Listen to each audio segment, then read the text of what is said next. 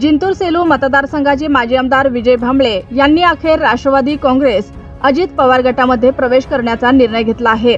राजकीय वर्तुळात गेल्या काही दिवसापासून त्यांच्या संभाव्य प्रवेशाबाबत चर्चा रंगली होती। आता त्यांनी अधिकृतपणे पक्षप्रवेशाचा निर्णय घेतल्याने स्थानिक राजकारणात मोठी खळबळ उडाली आहे। दिनांक 1 जुलै रोजी सायंकाळी 4 वाजता मुंबई येथील महिला विकास मंडळ सभागृह, यशवंतराव चव्हाण सभागृहाजवळ, भोसले रोड, मंत्रालयाजवळ, नरीमन पॉइंट येथे महाराष्ट्राचे उपमुख्यमंत्री अजितदादा पवार यांच्या उपस्थितीत माजी आमदार विजय भांबळे हे हजारो कार्यकर्त्यांसह जाहीर प्रवेश करणार आहे। विजय भांबळे हे जिंतूर सेलू मतदारसंघात प्रभावशाली नेते म्हणून ओळखले जातात।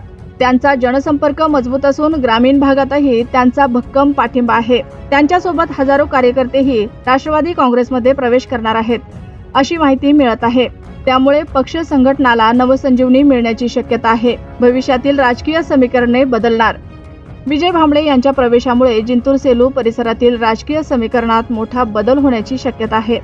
सध्या या मतदारसंघात भारतीय जनता पार्टीचा प्रभाव असला तरी भांबळे यांच्या प्रवेशामुळे राष्ट्रवादीला नवसंघटन आणि नवशक्ती मिळेल।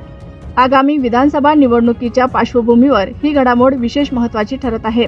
भांबळे यांनी त्यांच्या आमदारकीच्या काळात स्थानिक विकास कामांवर नेहमी भर दिला असून त्यांच्या कार्यपद्धतीमुळे अनेक नवमतदार त्यांच्याकडे आकर्षित झाले आहेत। आता राष्ट्रवादीच्या अजित पवार गटात त्यांच्या सहभागामुळे पक्षाच्या ताकदीत वाढ होईल अशी भावना पक्षातील स्थानिक नेत्यांनी व्यक्त केली आहे।